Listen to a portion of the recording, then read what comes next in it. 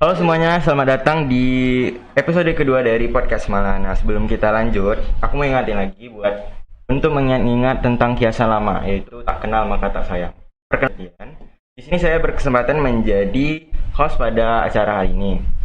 Nah, mungkin perlu kita ketahui ya, sebagai siswa-siswi SMA Negeri Baru, kita juga harus update dari berbagai program dan juga dari berbagai program sekolah maupun program dari pemerintah. Salah satunya adalah program dari Menteri Pendidikan kita, yaitu Pak Nadiem Makarim. Itu ada beberapa program seperti sekolah penggerak, guru penggerak, dan juga mereka belajar.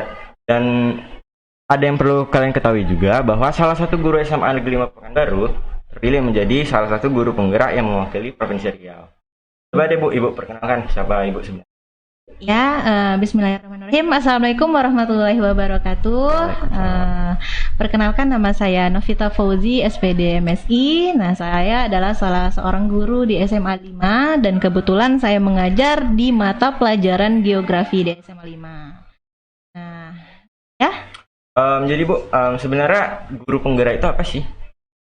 Jadi guru penggerak, kalau menurut kamu apa itu guru penggerak? Kalau menurut saya sih Bu, guru penggerak itu lebih ke mengedukasi siswa-siswa yang secara gimana ya bilang? Mungkin gimana? Ya, apa guru bergerak atau gimana? Kalau misalnya menurut kamu gimana itu guru penggerak itu? Guru penggerak itu guru yang mengajar secara sederhananya aja. Secara sederhananya mungkin mengajar-ngajar anak-anak yang kurang gitu, kurang mampu atau apapun tanpa dibayar mungkin. Jadi gini loh, jadi banyak manfaatnya ya kalau misalnya kita ada berdialog seperti ini. Jadi kita tuh tahu sebenarnya, perlu Ibu jelaskan sedikit, ada beberapa program dari Nadiem Makarim, ya kan, Bapak Menteri Pendidikan kita. Jadi ada contohnya aja seperti ada organisasi penggerak, ya kan, kemudian ada kampus merdeka, ada juga tentang guru penggerak, sekolah penggerak, dan lain sebagainya yang mengasung temanya itu untuk merdeka belajar. Nah, tentu apa sih sebenarnya guru penggerak? Kalau misalnya orang berpikir guru penggerak ini banyak yang salah artikan. Jadi guru penggerak itu seperti contohnya guru olahraga. Karena dia banyak bergerak, jadi itu adalah salah satu contoh dia bergerak, guru penggerak. Tadi sebenarnya bukan seperti itu ya. Jadi guru penggerak ini adalah salah satu guru di mana dia memiliki tugas tambahan ya. Dia tetap sama mengajar seperti guru biasa, tapi apa yang membedakannya adalah dia memiliki kemampuan yang lebih dibandingkan dengan guru-guru lain untuk mendidik peserta didik sebagai agen transformasi pendidikan. Nah, tentu tidak sesederhana seperti itu gitu kan. Pasti banyak juga yang harus kita ketahui bahwa selain dari untuk guru penggerak ini, selain dia mengajar, juga dia ada filosofinya dia dalam mengajar itu, tidak sembarangan. Jadi untuk menjadi seorang guru penggerak ini juga harus ada latihannya juga. Nah, seperti itu. Jenis pelatihan yang diadain guru penggerak itu gimana sih Bu? Nah, sebelumnya saya mau kasih tahu juga informasinya gitu kan. Kalau misalnya guru penggerak ini kan cara masuknya ikut itu bukan semua guru bisa. Jadi kita mendaftarkan, ada namanya akun di SIM PKB. Jadi kalau misalnya di peserta didik itu ada kayak NISN lah gitu ya, nomor induk itunya, cuman pakai apanya, ada aplikasinya. Jadi kita ada diundang seperti itu. Tapi ada kriteria tertentu, minimal sudah mengajar guru itu 5 tahun. Jadi nggak milih dia mau PNS ataupun tidak PNS, dia bisa ikut. Nah, ikut mendaftar dan kemudian harus mengikuti seleksi 2 tahap. Nah, seleksi tahap pertama itu berkenaan tentang membuat CV, kemudian esai, kemudian juga ada tes namanya tes bakat skolastik. Nah, kalau tes bakat skolastik kayaknya udah hampir sama lah kalau misalnya di SMA 5 kan udah ada tuh ya peserta didik yang sebelum masuk ke jurusan itu kita ada psikotes. Nah, lebih kurang hampir sama seperti itu gitu. Tapi ada hal-hal yang membedakan gitu kan. Nah, terus setelah lulus tahap 1, maka lanjut ke tahap 2. Nah, tahap 2 ini ada 2, seleksi seleksi apa namanya? Maksud saya simulasi mengajar dan wawancara. Jadi itu kita dilihat juga guru itu bagaimana seleksinya mengajarnya seperti apa, nanti ada orang tim penilainya dan dilakukan secara daring. Karena pada saat pandemi sekarang ini ya kan, nah itu dilakukan secara daring. Nah setelah kedua tahap itu lulus, baru bisa dinyatakan sebagai calon calon guru penggerak. Nah kemudian setelah menjadi calon guru penggerak, kami pun sekarang ibu juga masih melaksanakan pelatihan yang dilakukan selama 9 bulan. Seperti itu. Oh, seperti itu. Terus peran penting guru penggerak itu apa sih Bu? Dan bedanya dengan guru-guru biasanya? Jadi ada perbedaannya gitu ya. Kalau misalnya guru-guru biasa, mungkin itu mengajar seperti biasa, melaksanakan tugasnya seperti biasa, mendidik peserta didik dia seperti biasa.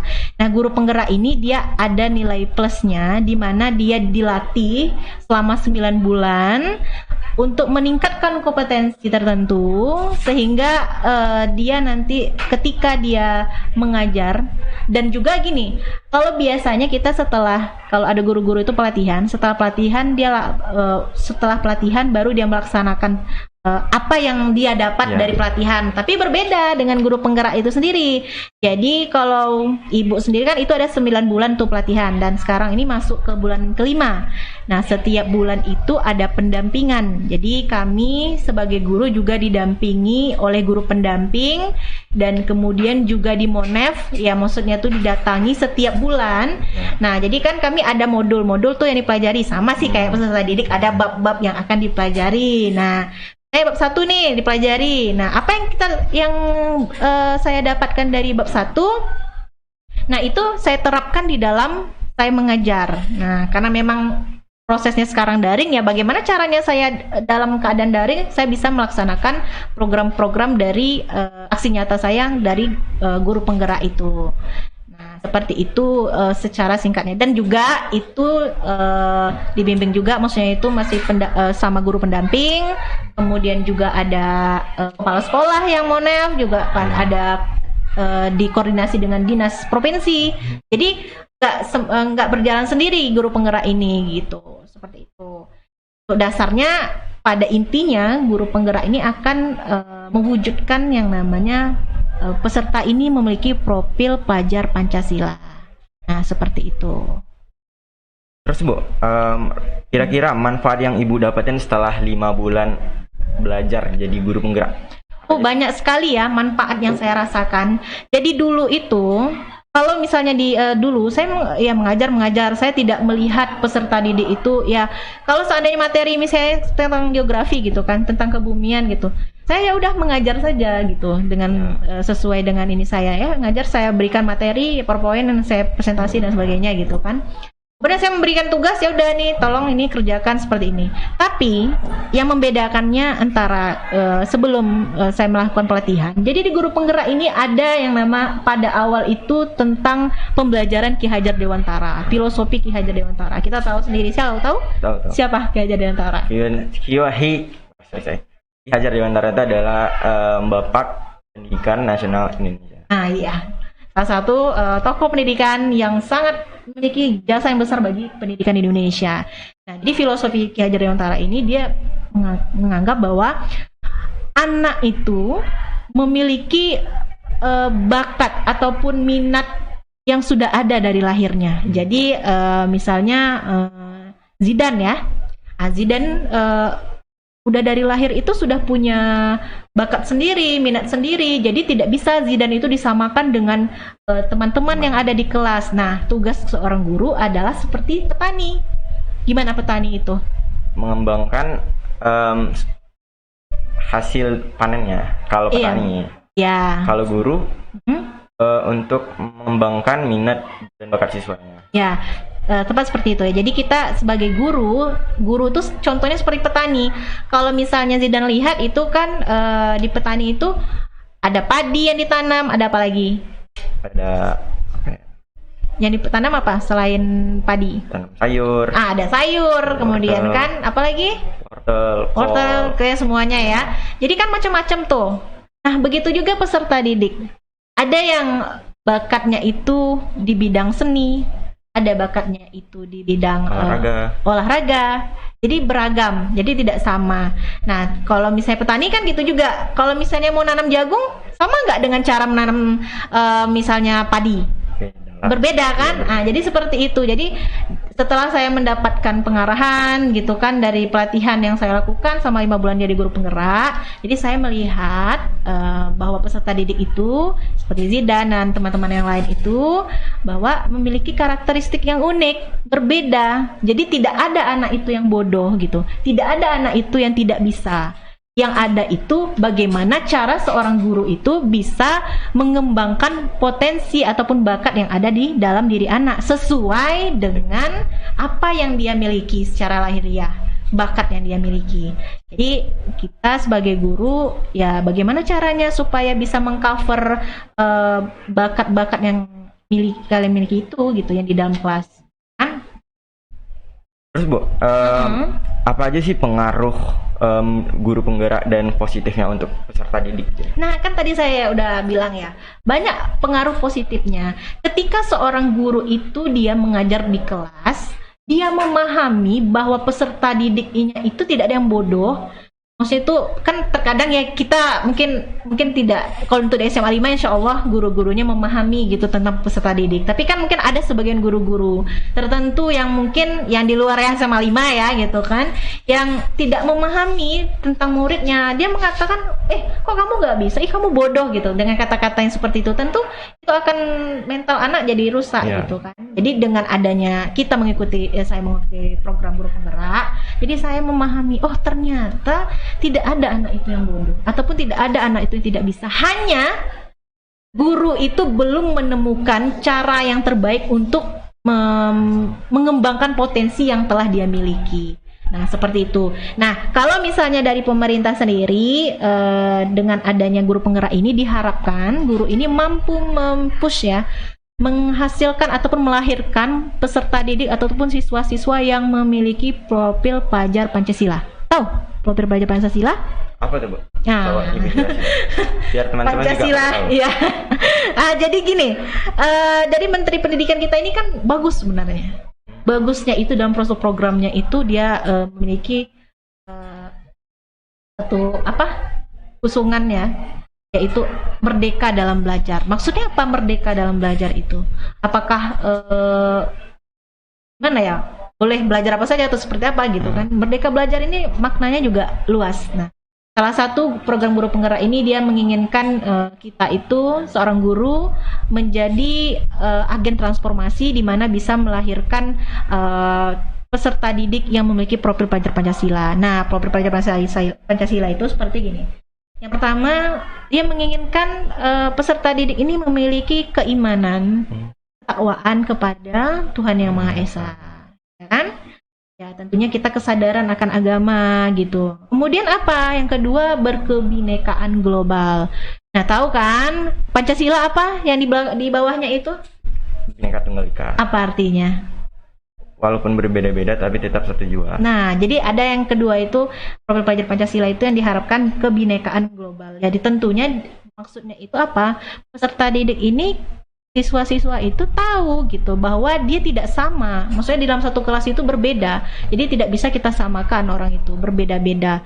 Bahkan bahasanya, latar belakangnya. Jadi di situ diinginkan seorang guru mampu mengcover peserta didik sehingga dia tidak melakukan kegiatan apa sekarang tuh kalau yang anak-anak yang sering gitu apa? Mengejek temannya apa tuh namanya? Bully.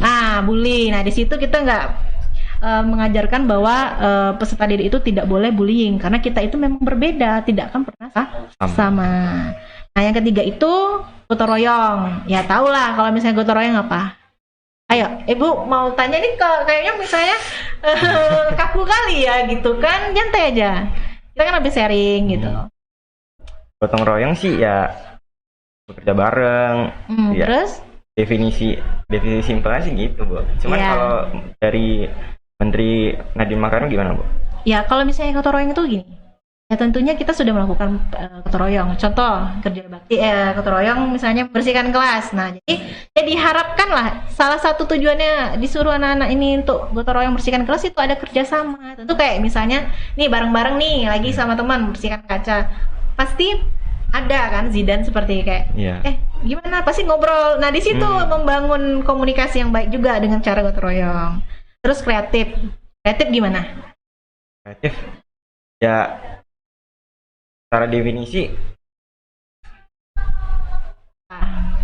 ya gimana ya bilangnya, susah kok jelasinnya kalau misalnya. Yang contoh-contoh kreatif yang menurut Zidan itu apa? Contohnya kalau misalnya kita bisa mengerjakan sesuatu hal dengan cara yang baru, inovasi yang baru. Nah seperti itu ya. Jadi kreatif itu kita gimana caranya, misalnya seperti membuat gambar ya gitu kan.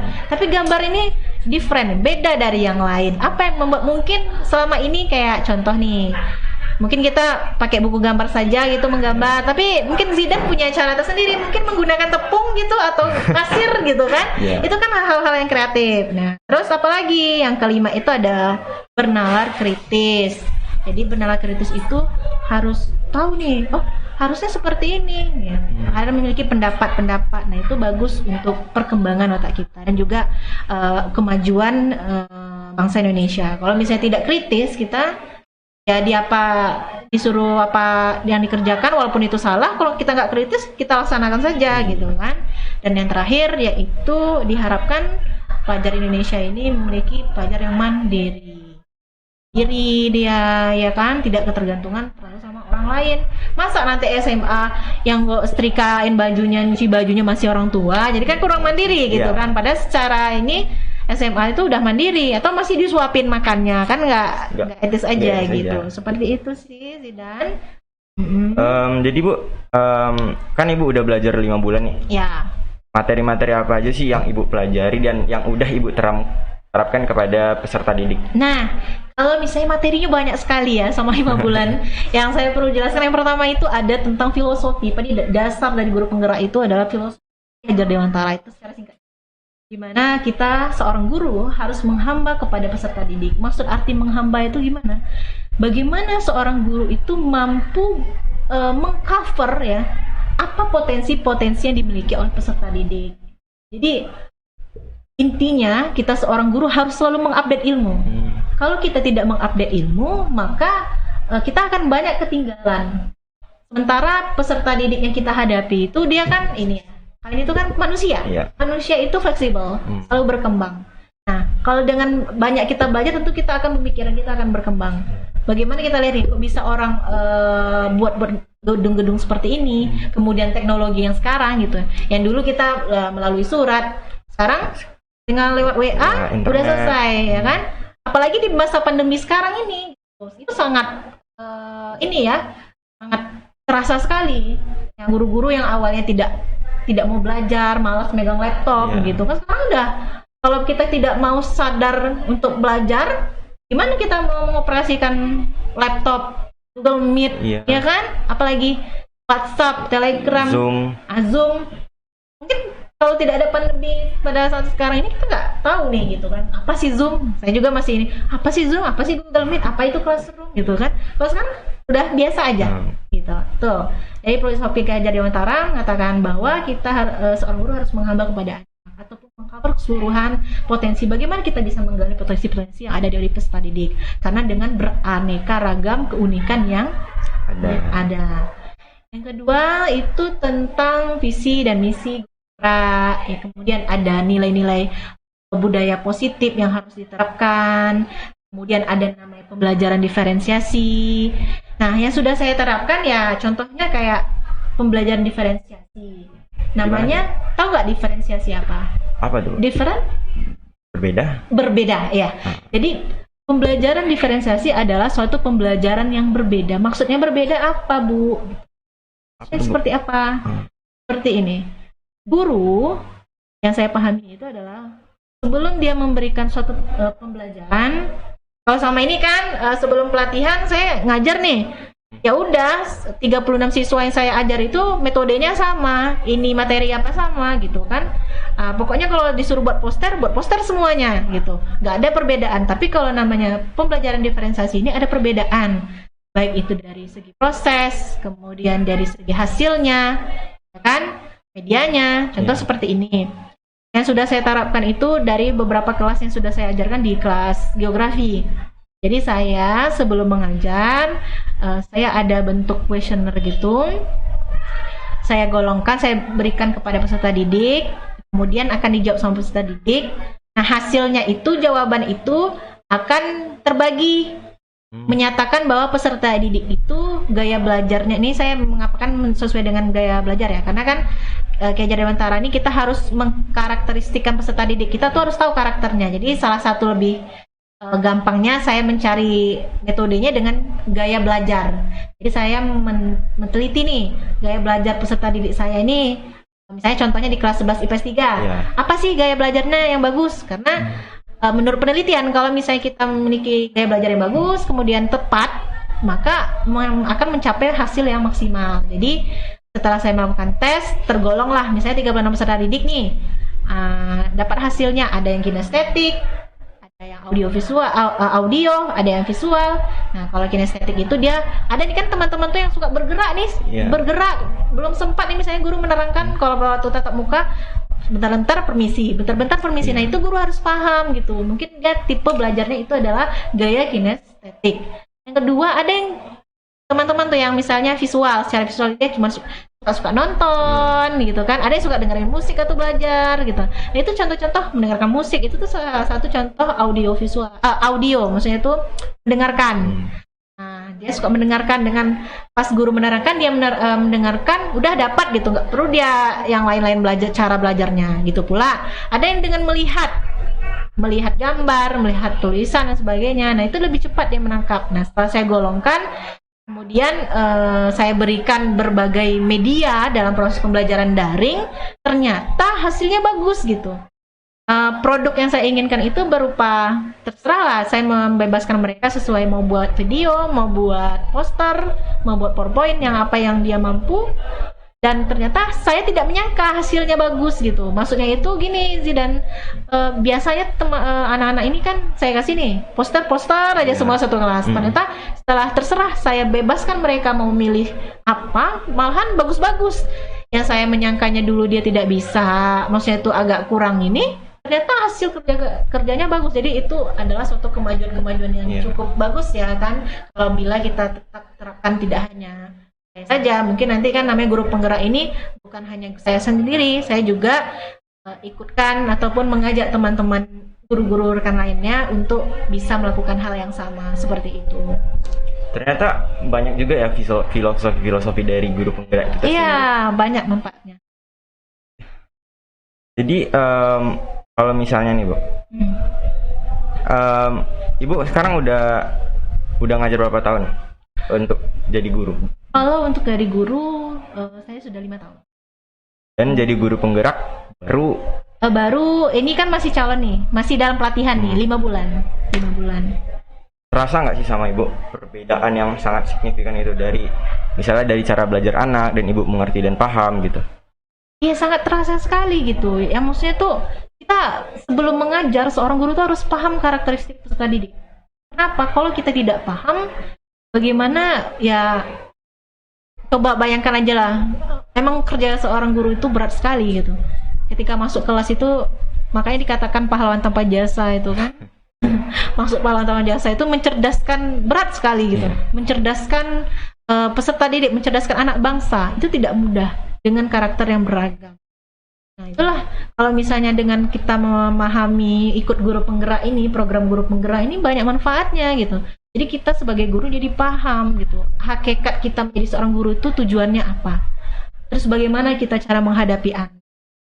Kemudian apa-apa saja yang harus kita lakukan. Itu juga ada tentang coaching gitu ya. Coaching ini kayak bagaimana seorang guru itu pada anaknya itu. Jadi kayak konseling lah seperti itu, tapi beda ya. Kalau coaching dengan konseling itu berbeda.